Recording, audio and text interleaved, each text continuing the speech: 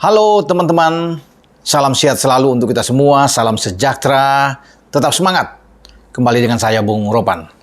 Saya akan membahas untuk persiapan tim nasional kita khususnya U20 yang pasti teman-teman juga sudah tahu di mana pada Selasa ini dan Jumat mendatang di antara tanggal 1 dan tanggal 4 November pasukan Sintayong yang saat ini berlatih di Antalya di Turki untuk persiapan menghadapi Piala Asia 2023 di Uzbek dan juga Piala Dunia di mana kita menjadi tuan rumah untuk U20 akan memainkan laga melawan Moldova. Ini pertandingan persahabatan memang, uji coba. Setelah kita melalui 2 laga sebelumnya, menang melawan Çaykur Sports dengan 2-1 dan kalah dari tim U20 Turki juga dengan skor yang sama 2-1. Menghadapi Moldova U20 ini, STY nampak sangat serius. Itu terlihat dalam latihan. Laporan terakhir yang saya dapatkan dari kawan yang ada di Turki di sana memperlihatkan bahwa latihan-latihan game, permainan-permainan game kecil, kemudian strategi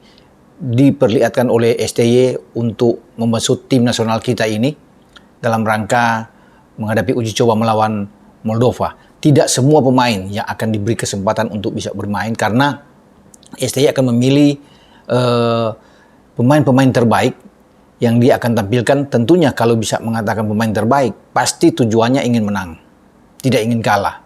Walaupun ini hanya sekedar uji coba, ya. Tapi STY benar-benar ingin melihat apa yang dia terapkan nantinya itu berujung pada kemenangan menghadapi Moldova dalam 2 laga. Karena ini memang tidak main-main bagi STY. Mungkin saja dia mempersiapkan starting 11 dia dengan pergantian, pasti mungkin 6-7 pemain.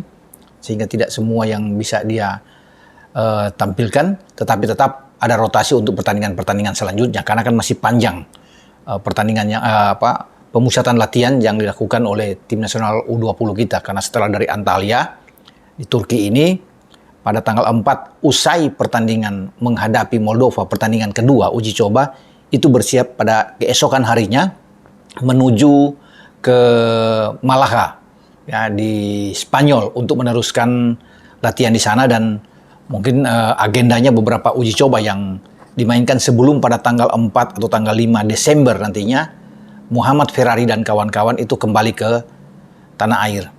Makanya bagi STY dia menganggap sudah waktunya setelah berlatih di Antalya ini untuk menetapkan skuad atau starting 11 terbaik. Ini bayangan, masih bayangan tetapi sudah kelihatan bahwa di berbagai posisi dia akan menaruh pemain-pemain bagus. Oke. Nah, Moldova ini juga tidak mau pasti kalah. Karena pelatih Stefan Stoichkos ini akan membawa sekitar 20 pemain sampai 22 pemain ke Antalya Turki menghadapi tim Indonesia. Mereka juga serius. Ya, walaupun ini uji coba mereka tidak mau sampai malu dengan 2 kali bermain, 2 kali kalah melawan tim Indonesia.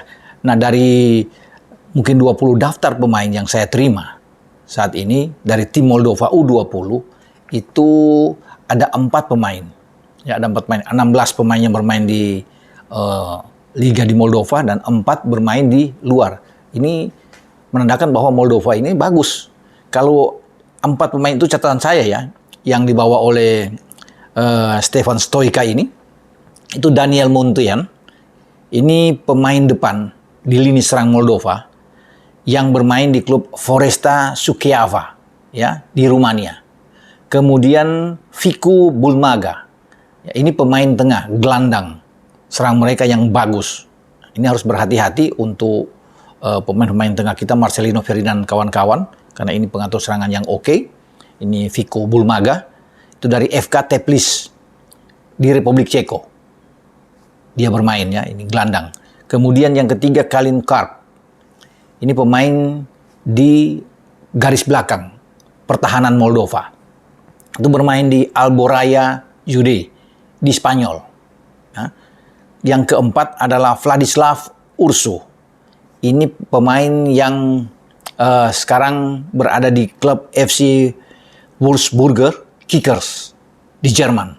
Nah, kalau bicara dengan Vladislav Ursu ini salah satu juga gelandang terbaik yang ada di Moldova U20. Jadi memang ada 2 gelandang, ya Fiku Bulmaga dan Vladislav Ursu yang dua-duanya sangat diandalkan menjadi motor serangan dari Moldova U20. Ya, yang diharapkan bagi Stefan Stoica bisa membombardir pertahanan juga tim U20 kita dengan melepas umpan-umpan juga akurat terhadap Daniel Muntean. Ini striker yang juga diandalkan di garis depan bagi tim Moldova. Namun kalau melihat dari skuad Moldova ini, ya, bukan saja mengandalkan seorang Daniel Muntean ini, ya, karena mereka punya juga setidaknya ada 2 striker, ada 2 pemain depan yang perlu diawasi oleh pemain-pemain belakang kita. Ahmad Ruzadi, mungkin Robbie Darwish yang ada di sana, ya, termasuk dengan Ferrari kalau bermain dengan 3 back yang menjadi diandalkan oleh STY, ya, entah bermain dengan 3-4-3 atau bermain dengan 4 back termasuk 4-2-3-1. Ya. Yang perlu diawasi juga selain Muntean, itu striker mereka yang ada yang saya terima di sini, yaitu Sergei Miskov. Nah, Miskov ini bermain di CSKA Balti, itu di Liga Moldova. Satu lagi pemain depan yang berbahaya dari Moldova, yaitu Rostislav Gargantius. Ini bermain di Simbru Chisinau, di klub juga di Moldova. Nah, tiga-tiganya ini bisa saja dimainkan, ya, oleh Stefan Stoica, atau 2 diantaranya. Kalau bermain dengan 2 striker, pasti Daniel Muntean yang akan dimainkan bersama dengan Sergei Miskov. 2 ini, kalau mereka bermain misalnya dengan 3-5-2 Moldova. Ya, ini 2 pemainnya ada di depan.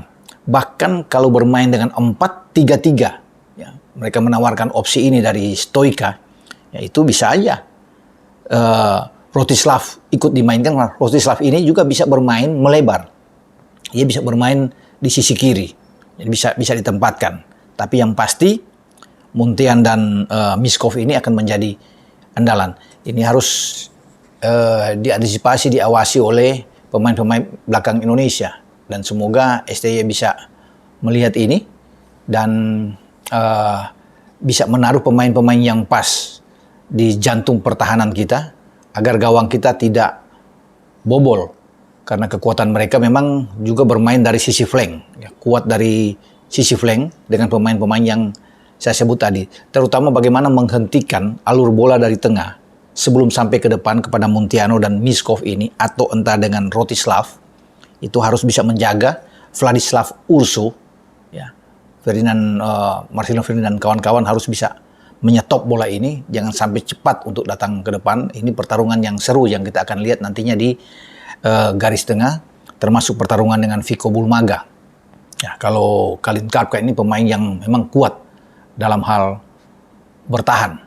Ya, semoga, saya pikir apapun yang dimainkan oleh STY, taktik apapun, ini tentunya sudah ada bayangan bagi STY untuk mereka menghadapi Moldova, dan saya berharap bahwa tim ini mampu melewati dengan hasil yang positif. Sekali lagi, ini memang masih uji coba, karena dari uji coba ini kan bisa kelihatan untuk perbaikan-perbaikan ke depan.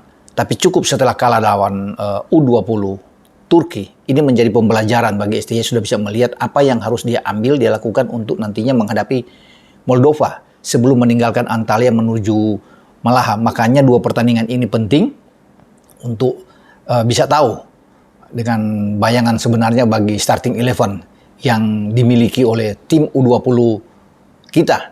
Ya, sekali lagi saya berharap bahwa kita tampil dengan baik, tentunya sesuai dengan keinginan, dengan harapan dari STY untuk mendapatkan hasil yang baik saat menghadapi Moldova pada hari Selasa dan diteruskan pada hari Jumat. Selamat berjuang buat anak-anak tim U20, Muhammad Ferrari dan kawan-kawan.